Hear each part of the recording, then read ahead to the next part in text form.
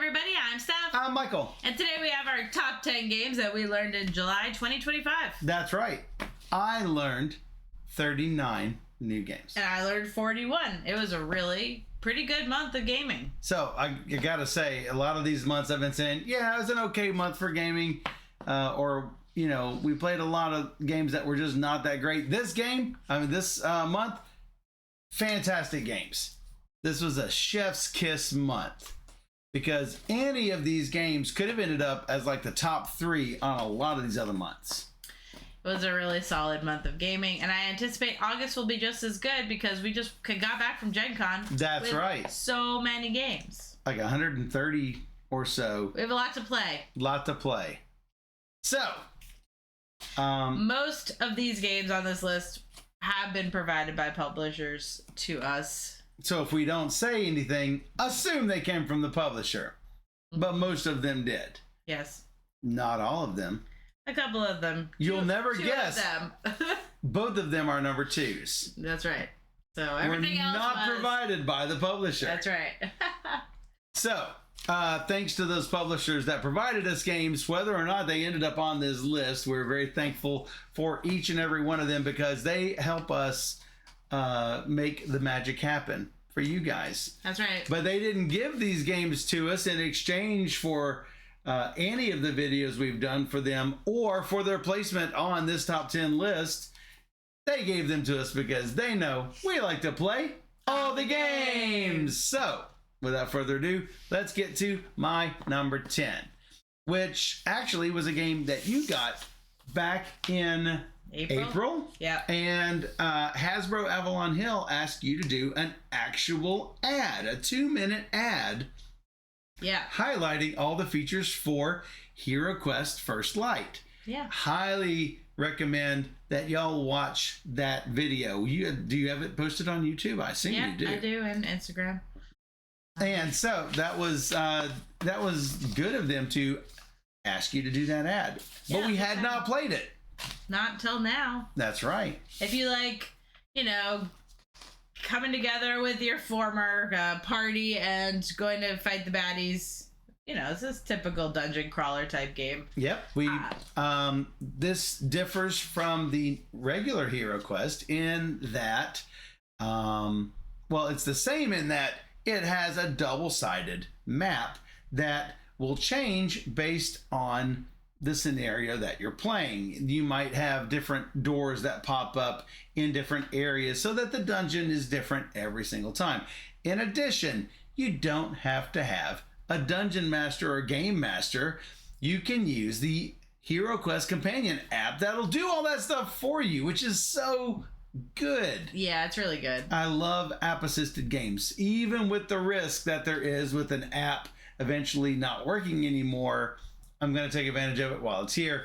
And I got to say, I had a lot of fun with this. We had a 4-person team go in, and nobody came out. We all died, and I died first. It was definitely a challenge, and that was just mission 1, and we weren't even close. So. Yeah, I believe that there are 10 scenarios in this pack. We got to roll better. And there's an expansion for it that I saw at the Hot Games Room that we do not have.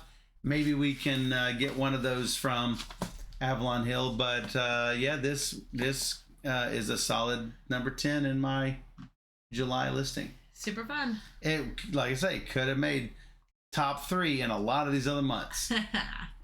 Yep. So actually, my number 10 is your number 9. That's right. So we have an overlap here. So my number 10 is totally accidental overlap. Critter Kitchen. Because as most of you know, I don't look at her ratings before I rate mine. No. And so sometimes they'll either be on the same line or a little diagonally off to where we have these overlaps. And this is one of them. So we learned this at Gen Con, because half of Gen Con was in July and half of it was in August. So this is a late arrival. It is, but still great because it has the fantastic art that you would find in Flamecraft, which I just adore the artwork. So cute. But I wasn't like the biggest fan of Flamecraft. I thought it was okay. It was okay. But I definitely prefer Critter Kitchen. It has more mechanics that I align with, because it is simultaneous card selection for your workers to go. So I want my speedy worker to go to this location, then I'm better chances of getting the ingredient that I want. So you're trying only one on the speedy one, because it's a little mouse. He's a little cute. And so you're trying to collect these ingredients, and trying to read your opponents as to where you think they're going to go, and you're going to try to do something different than they are. The lizard carries 2 things. That's right. It goes a little slower. The boar carries 3 things, but collects last. Maybe there's nothing there by the time the boar collects. Each of these locations is also a little bit different. Like some of them are just ingredients, but some of them, they are like mystery locations. You don't know what's going to be there until we get to that location. So some of the leftovers will go to a leftovers location, and then you can draft them there. There's also zoo chefs instead of sous chefs that can be used for the following day's round. Basically, you're playing through 3 days of meals, then a scoring. You're collecting the ingredients for those meals. Then you're going to do 3 more days on a scoring, and then the critic comes, and you're going to serve the best meal that with all the ingredients you have left. Super fun. Yeah, I really like this one. So I look forward to playing with more than 2 people, because I think it will be even better with more people. I think so too. I can't wait to play it with 4. Yeah, that'll be good. And you know how rarely we play games multiple times. Right. I actually said, I think we should play this with James and Susan. Yeah. Because I want to see how this works with 4. Yeah, I think it'll be really good. So definitely worthy of being on the list. Was a nice surprise at Gen Con, for sure. Critter Kitchen from Lucky Duck Games. And then we go into my number 9, because that was your number 9. Yes. My number 9 was Wondrous Museum. The Wondrous Museum. So I will take all of the games that I think might make my top 10, and I put them in a line, and then I go, all right, I got to take some of these out. And so I take them out until I get 10, and then I rate those last 10 where I need them. On rare occasions, my number 11 might sneak back onto the list and one fall out. Rare occasions. Wondrous Museum was in my 13 I had, and I had to kill 3 of them. It was so hard because this was good. Yeah. So... the mechanics of this game are very simple, which is why it's good, because you're making all the choices based on, what benefits you might get, not because the rules are challenging or whatever. The rules are very simple. You're either going to play a card to your tableau, or maybe draft a card, or draw some cards and discards. It's very basic card play, but the interesting choices come with how you're activating your cards and which gems you're going to use and what you can do with those cards. And we did play this on stream. Yeah.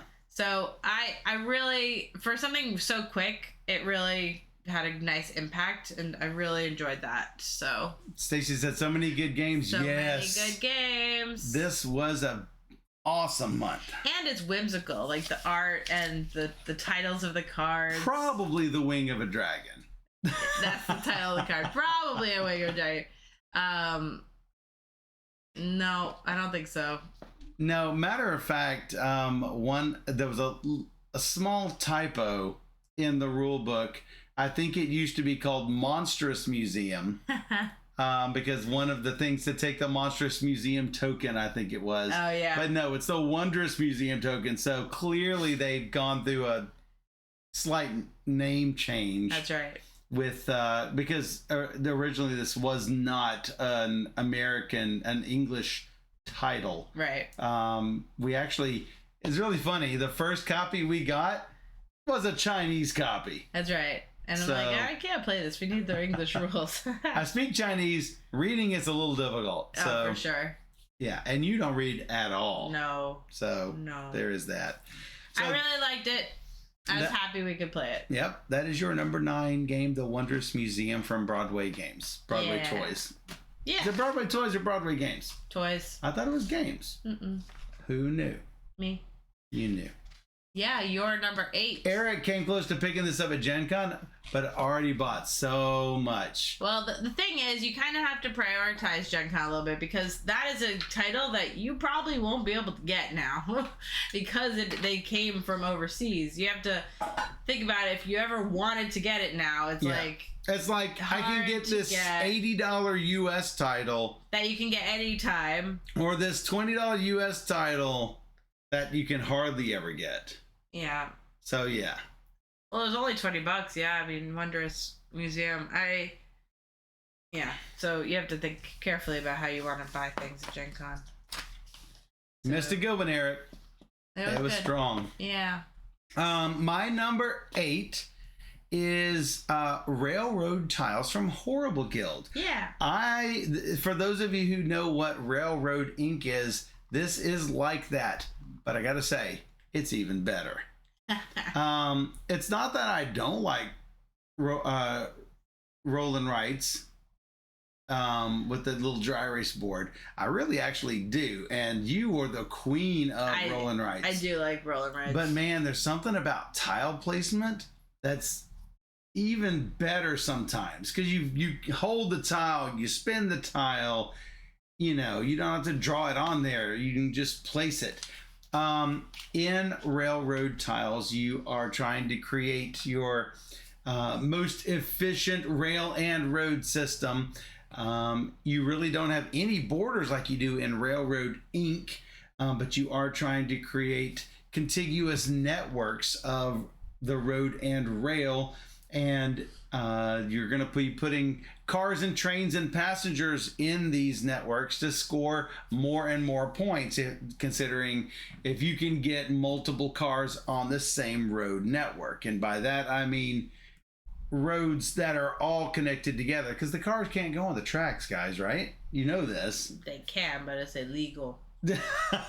And the trains really can't go on the roads. That's probably They can true. only go on the rails.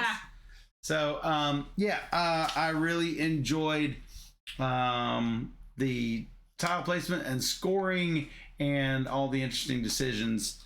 And you came so close to pulling the trigger on buying the deluxe edition. I did. I seriously wanted it. But man, it's expensive. It's $200 expensive. So I'll just wait for the expansions. But let me tell you, from what the guy said, they had the stock they had at Gen Con.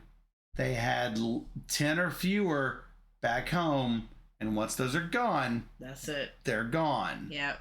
They're not doing it again. No. So if you're listening to me right this minute and Railroad Tiles is your jam, don't wait, or it'll be too late.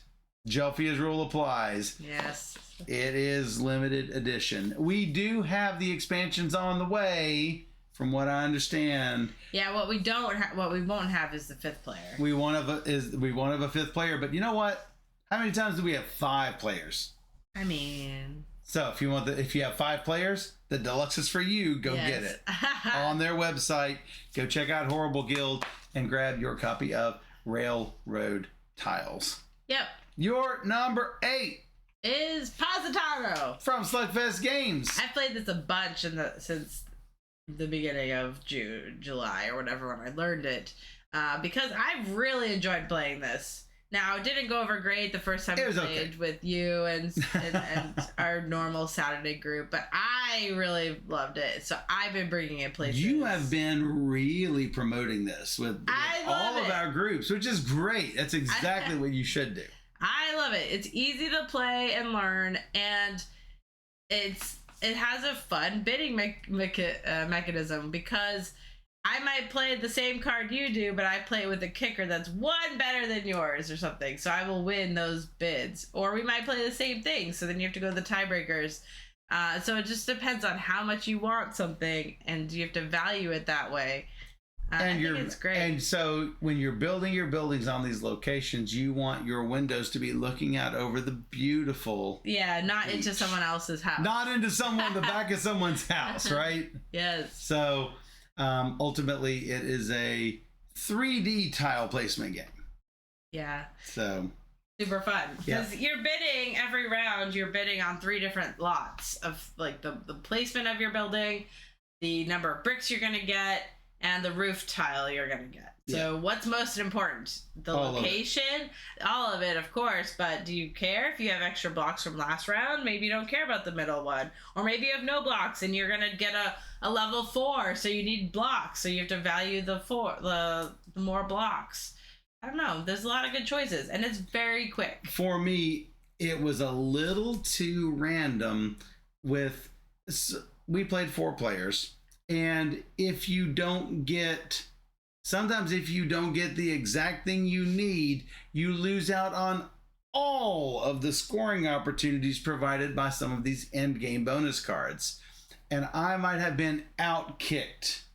And then I'm not even playing for second place at that point, because your entire strategy just falls apart. Like you're trying to get contiguous groups of houses.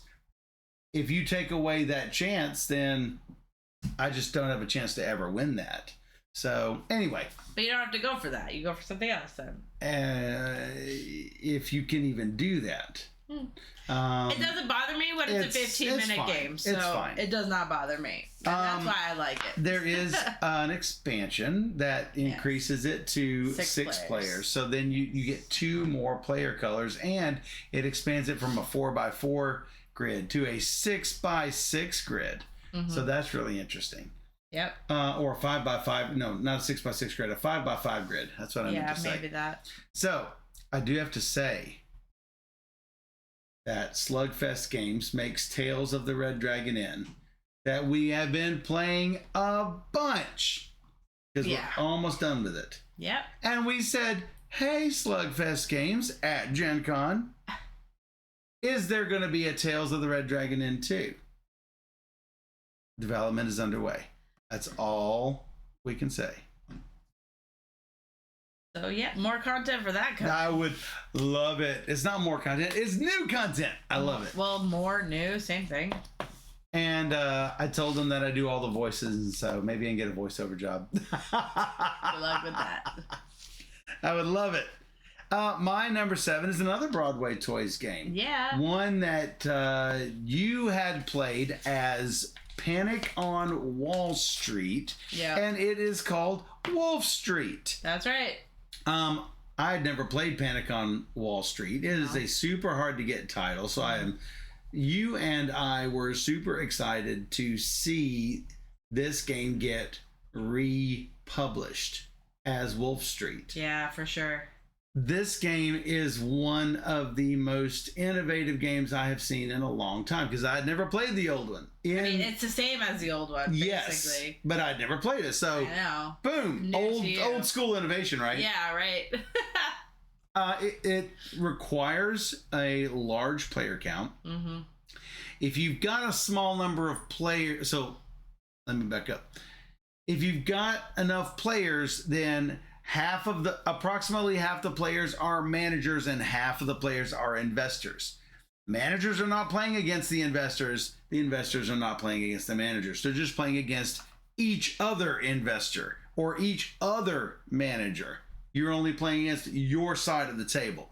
If you're playing with 3 or 4, I think, or 5 players, just the low player counts, you are simultaneously an investor and a manager. So keep that in mind. Anyway, what you're doing is the managers have companies that they want people to invest in. And if an investor wants to invest in one of those buildings, then maybe those investors will make money from those buildings and they'll get money, and then they will end up paying the manager the amount of money that was agreed upon. Then the manager will then have to pay a set amount of money for each of their businesses. And lastly, there is a new auction of so many businesses that are going to be new for the following round. So I love how the money flows from the bank to the investors to the managers back to the bank. It flows. It's elegant.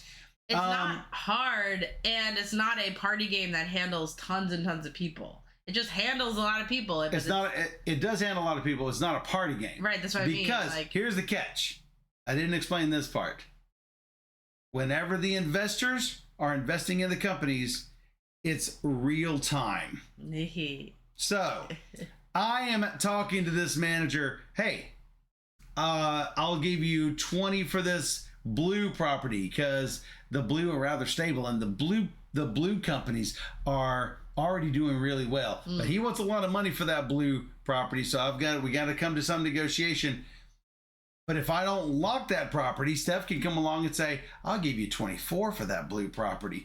And then he's going to kick my blue chip back at me. While this real-time auction's going on, I might not even know it happens. Yeah. And so, like, at the very last round, there were 3 blue 21 sitting there. I'll say, I'll give you 23 for each one of those. And he did it. And, yeah. And I still won. By $10, she beat me. He's like, 570 to 560. It was chaotic fun. Everything else is not real time. That part is real time. It's so much fun. It really is, and it handles tons of people. And if a game like this is my number 7, just think of how good the next 6 games are going to be. Oh, they're sure. so good. So good.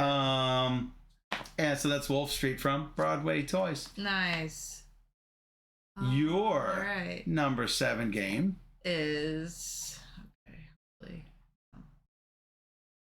Resurgence.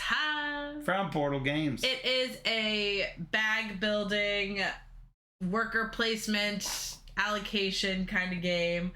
What I love about this game is how you're going to pull out some number of workers each round, right? And so you have to allocate them to certain areas of your board. Either normal workers can go anywhere, but get well, not anywhere, but they can go to an area and they'll get a small good thing. Yeah.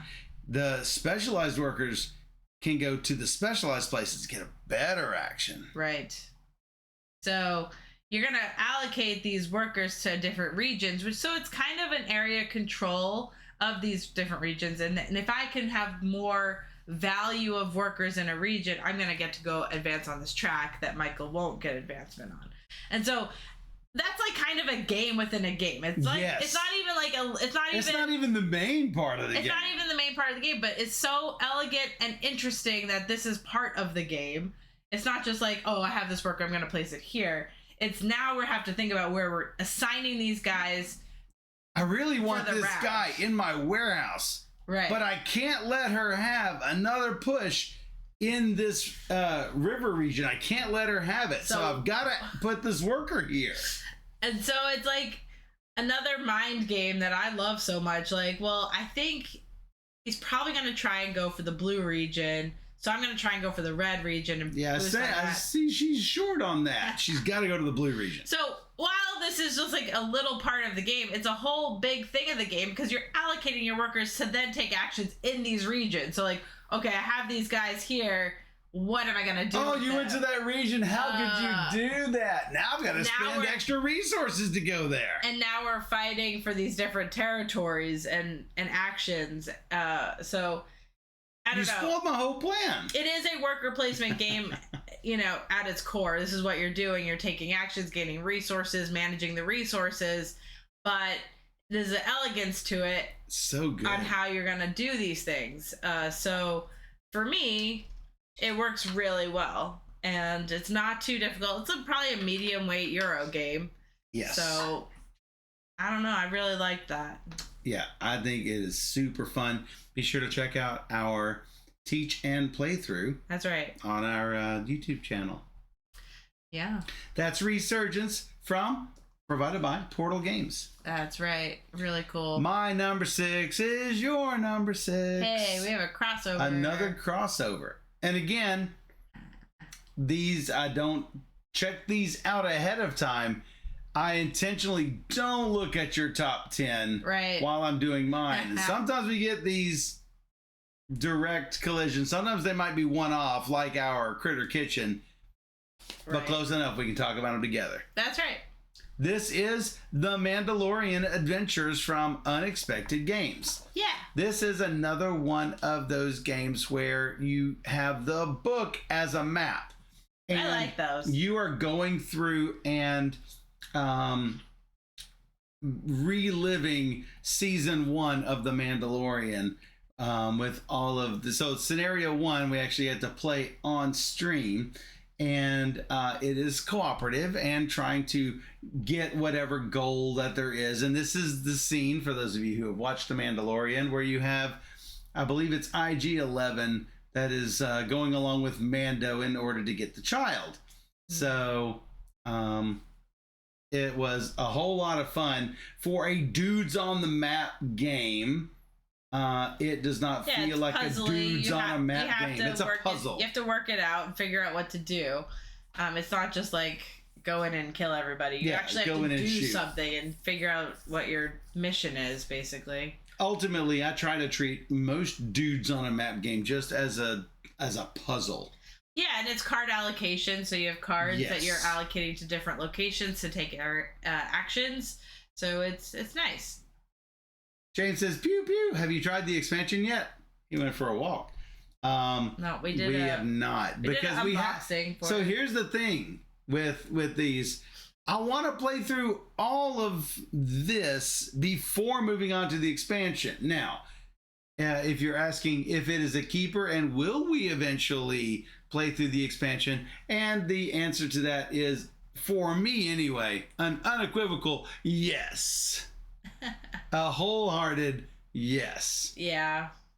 We'll play it. We'll play it. We want to. So that is The Mandalorian Adventures from Unexpected Games. Mm-hmm. My number 5 we've already talked about, because it is Resurgence from Portal Games. It is super fun. I like being able to upgrade portions of my warehouse. I love the worker placement aspect. I love the tug of war with pushing those region tracks up. And it's not a lot. It's just 3 regions. 2 regions on the map, 1 region of a warehouse. Thematically, I don't know how they say, oh, you've got dominance in this region or dominance in the warehouse region, which is, my warehouse is not her warehouse. But I don't even think too hard about it, because it's just pushing up a track. But I think it's so much fun. And obviously, I even liked it 2 spaces more than you did. It's true. So, again, still made both of our lists. So. Absolutely. So, yes. Yeah, for sure. Definitely worth picking up and keeping Resurgence from Portal Games. Oh, yeah. Your number 5, again, barely missed my list. Is Kinfire Delve, Kalus's Lab. Kalus's Lab? Yes. Kalus is a Klingon. Oh, okay. I don't know. I love the Kinfire Delve series. I think it's a great series. It comes with 2 characters in each box, but you could really mix and match the characters if you wanted to between boxes. But ultimately, it's a cooperative adventure game where you're digging through the cards and trying to get to the main boss and not die. And there are several little monsters around, or traps, or puzzles to get by. And ultimately, you're using the cards in your hand to defeat these different cards and try and get through the stack of cards to get to the boss monster. You have to utilize your partner's cards as well, and try and help each other out the best you can, because they often go well together. They need to work together in order to defeat. Though they are mix and match, which is really interesting. So yeah, definitely. I love what they've done with it, and the quality of the game is just so nice, with like the gilded backs, and it's just a gorgeous game with gorgeous art. So I think so as well. I'm excited to try their new Kinfire Council game. Yes, which we have. So the Kinfire Chronicles was great as well. That's a dungeon crawl type game. So all of their games have been fantastic. So it's no surprise that this made the list. And yeah, looking forward to all of those. Really like that. That is Kinfire Delve, Kalus's Lab from Incredible Dream. Yeah. My number 4 game is not on your list because you played it long ago. In April. Which is long ago. Yes. It is Moon Colony Bloodbath, which is a weird sort of deck builder in that it is a shared deck building experience. You are adding things to this deck and basically trying to just survive as long as you can. Yep. On your Moon Colony. I think it is a hilarious riot. For those of you who enjoy playing something like Galaxy Trucker, just to watch an asteroid hit your spaceship and it fall apart, it's that level of hilarity, I think. Dark funny. humor for those who are envisioning, people dying on this moon colony because the robots are mostly harmless, but not really. I should bring this to my Tuesday group. I think some people get a kick out of it. It's so funny. It is really good. It's really good. And it's so well done. Just in case it's unclear, all of these games that I've been mentioning are keepers because they are games I will want to play again and again. This keeper, and we can't keep many games around here because we're bursting at the seams. But I would love to play this anytime. It is chaotic fun, and so cards that you put in there are going to be there that round and the following round. Which means after you shovel up the deck, and the following, and the deck is going to get worse and worse and worse as more and more and more bad stuff gets filtered in with your little bitty pieces of good stuff to help you survive. Moon Colony Bloodbath, a lot of fun from Rio Grande Games. Yeah, it's a lot of fun. Your number 4 is my number 3. I know, another overlap. And I gotta say, it was my number 3. I switched it last second because I was debating back and forth because it's hard and I don't often know. But you're 4 and 3, so now I see what your number 3 is. Okay, that's fine. So this is my. Is this a new game? Yeah. Yeah, sort of. Both of us have played Innovation before. And love Innovation. And love it. Yeah. This is Innovation Ultimate from Asmati Games. We had Innovation, then we sold it because we got Innovation Deluxe, the gold box. And then we're selling it because now we've got Innovation Ultimate. Includes all of the expansions. And more. And more. And they tweaked the base game. Added another icon, which is the little digital man, added time, what is it called? Time period, era 11? Yeah, something. Era 11. So now you make the full clock. Now you got a clock with your achievements on 12, 1 through 11 going around in the clock. And, it's really good. But does it play like Innovation did before? Yes. Does it give you that plus more? Yes. Does it give you all of the expansions? There's like 5 expansions in this set.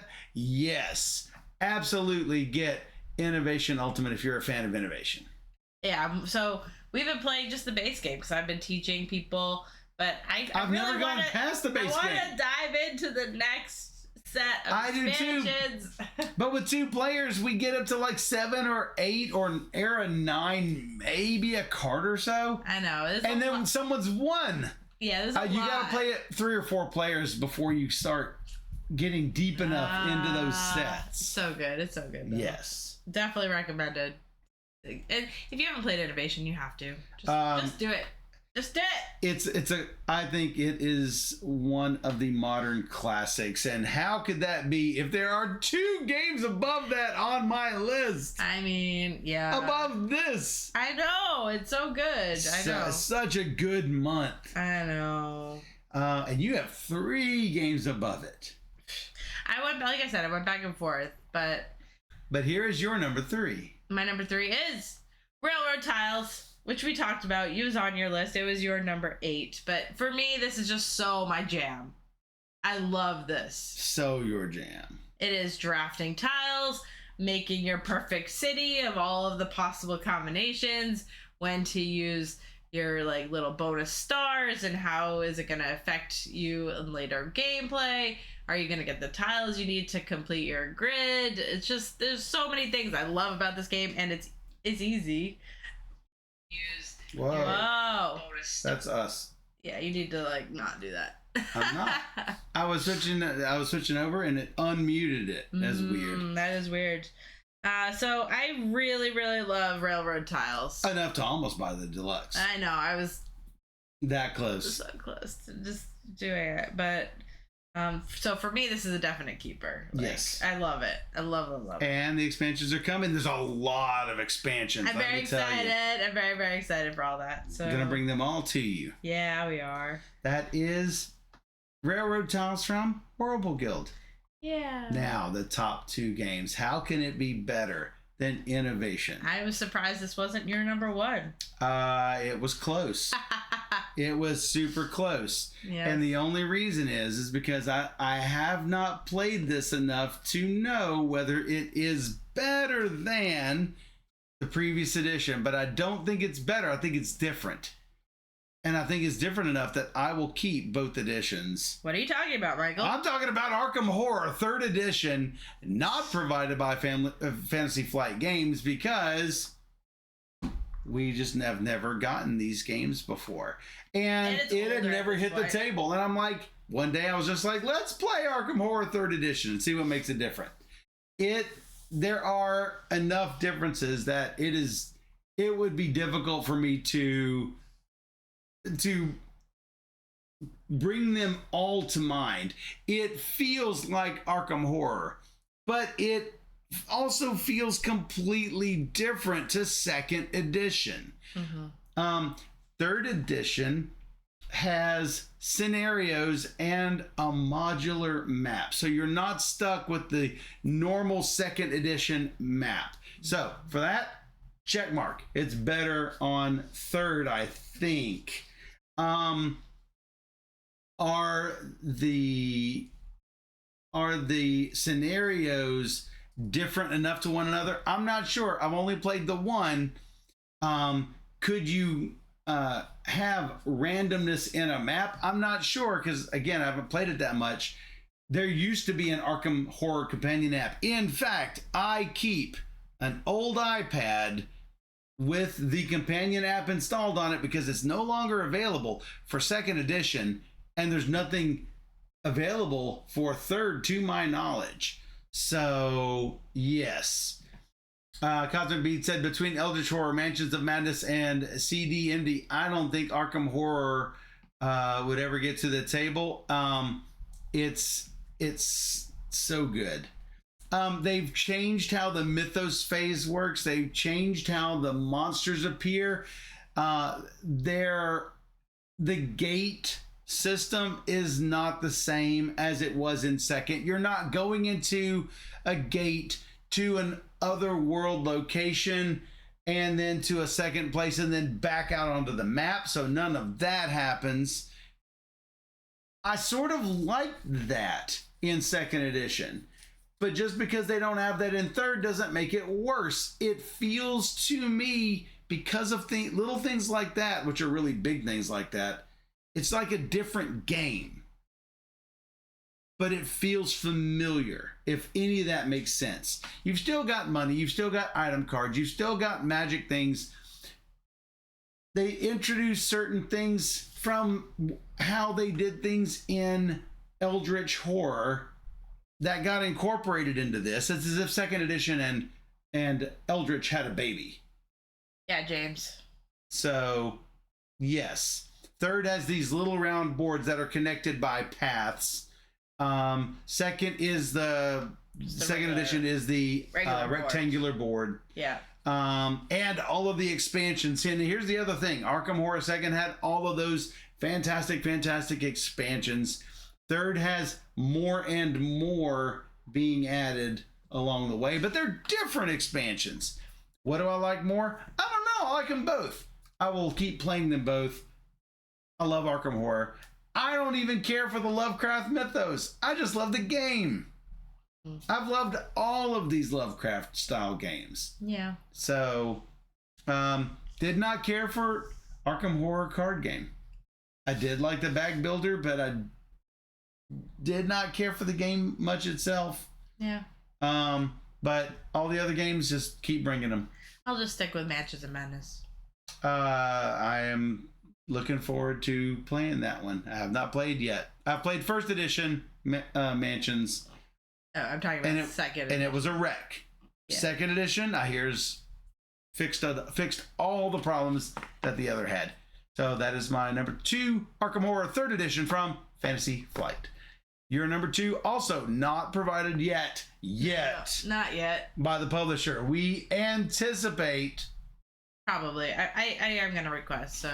When do we have any games of this publisher? So we have fulfilled our. This publisher basically throttles you to one at a time. You got to show you're doing the content before you get another one. What is it? Vantage. I know I'm going to love this. I've not played it. It's not on my list. I played it with Amy. We played 3 games of it so far. Wow. Repeats? That's fantastic. And by repeats, I mean it's random what you do each But game. I'm saying, no, repeat gameplay. Yeah, we played it. We rarely repeat games because we have so many games to play. Dan should try Vantage. Except it's Dantage. I think a lot of people will love or hate this game. It is an experience game. I guess it's more of an experience than a game. There are missions. You can win, you can lose. We lost the first 2 games pretty quickly.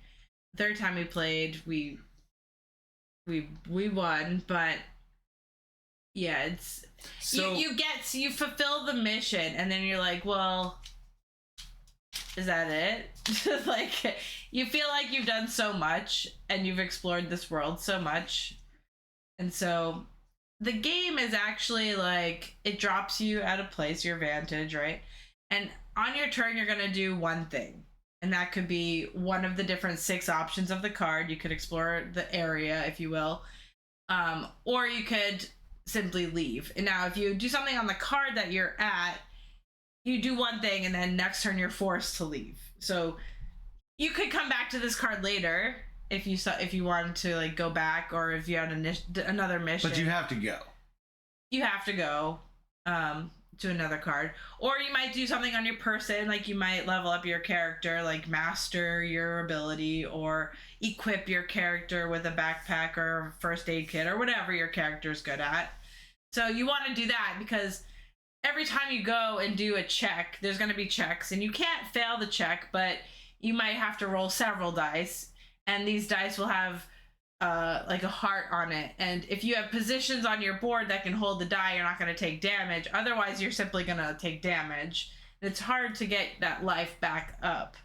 So you want to mitigate your dice with the resources you've collected, or on cards that you can take dice and hold dice. One of the few games in which you want to roll minus.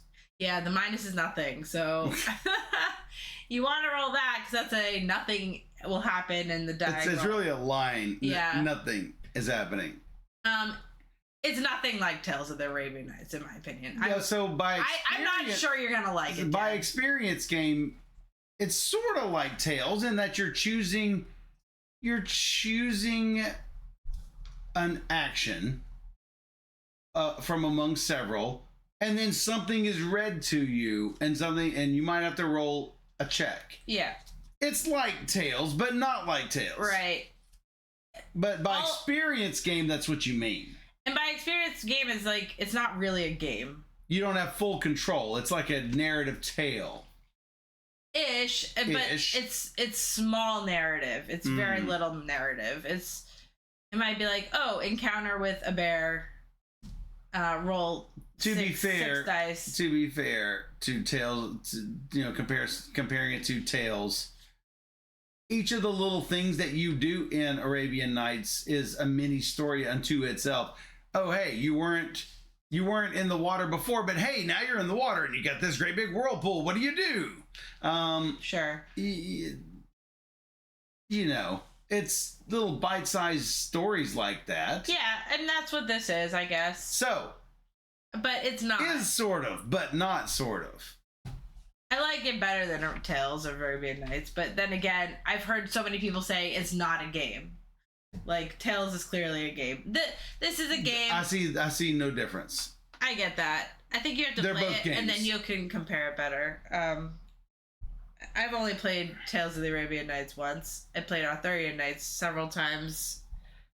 There's a lot more going on in Arthurian Nights. Really? Yeah. Interesting. We'll see. We'll see. Now that I've played Vantage, I feel like I kind of know some things of like what might be useful later in other missions, but it's like I don't know because I haven't encountered that mission yet. I don't know what I need to find, and so you kind of just have to like it. It ends and I feel incomplete. Like I don't feel like I want it to be a campaign game, and it's not. Right? Is that why it's 2 instead of 1? Maybe. But it's still number 2. I want it to be more than what it is. It's still 2 is high praise. I agree. It's a highly rated game. I really enjoy what I'm doing. But I understand why people aren't enjoying it like they thought they would, or I understand why people are enjoying it like I'm fairly sure I'm going to love it. Yeah, I would be surprised if you didn't. The game is very easy, which is nice, right? It's not like 30-page rules. It's very easy to get into and play. So the reason I don't play some of these games with Steph and Amy is because Amy likes to come over on Tuesdays. And first I work. And then I do Taekwondo. yeah. So I don't have time to play on Tuesdays. And she's coming this way for game night anyway, so I say just Yes. come early and we'll play Absolutely. something. So it makes sense for us. So I like it. Otherwise, I would have totally have played this. But I would say it's a lot of random. I like random. Finally, our number 1 games. Different from each other. Different. My number 1 is a game that you played Last 2 Aprils ago. 2024 April. I am going to see what you rated this before we do this. I don't know if it showed up on my list or not. I don't know. Let's find out. Because I remember you said this bent my brain. It was your number 6 game of April 2024. And you said, Michael, when you play this game, you will love it. Was not wrong. You were not wrong. It's your number 1.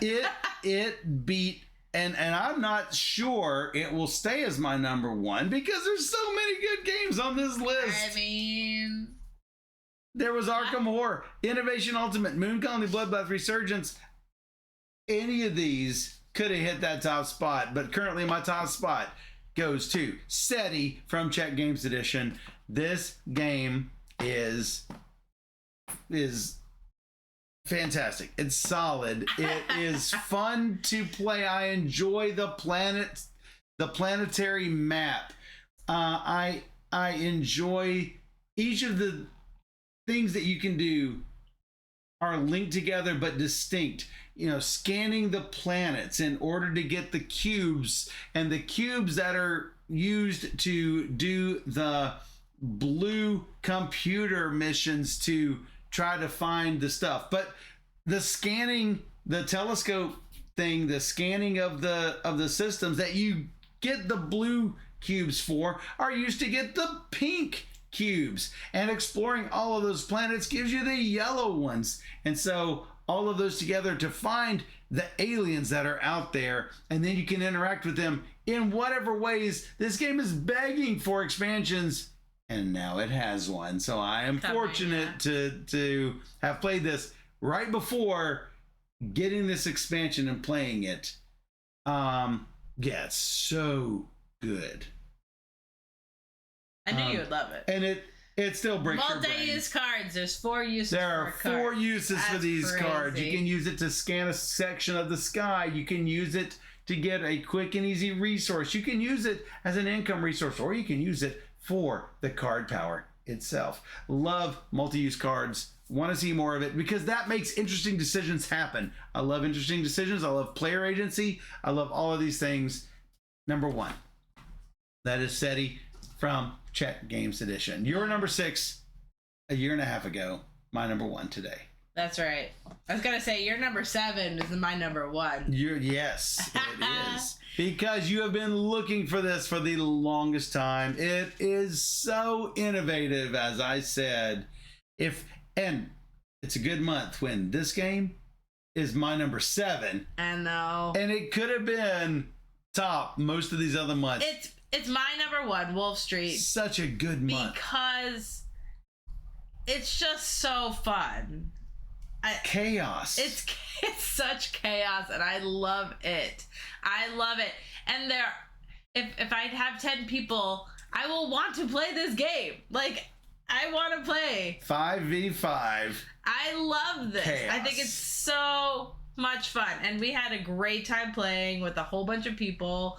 You know, the game isn't hard to learn, and it's just... I got up and went over to the cheap side of the table and was like making bids. I came back and I should have gone to the cheap side. You had colonized everything Eric had done. Corey was not playing well, and I should have utilized that. It is very much a game where play style is going to dictate this game, how tight or how loose it is. Yes. So. Yeah, it's just... This is a convention game. I'm going to bring it to all the conventions and just have a great time with it. So I just love it. I think it's great. Another keeper. Yeah. Well, I've been looking for it for a long time. So that is your number 1, Wolf Street from Broadway Toys. I have a question. Yeah. You've had a lot of months recently where you've had a lot of games hovering around 6 and 7. How is this month? Numbers wise on the ratings average? Is the average up? It's got to be up this month. I think so. Number 11 I think was Conservus, which I thought was going to make your list. It was on my that is a solo game, and it's really solid. It's really good. It's because it's a really good puzzle. It is. And so there were really good games right off. Was that the 25th list. Century? Shout out to 25th Century Games. So a lot of really good games. Out of 41 games, these are 10 really solid games that I quite enjoy. Yeah. All of them solid. Yeah.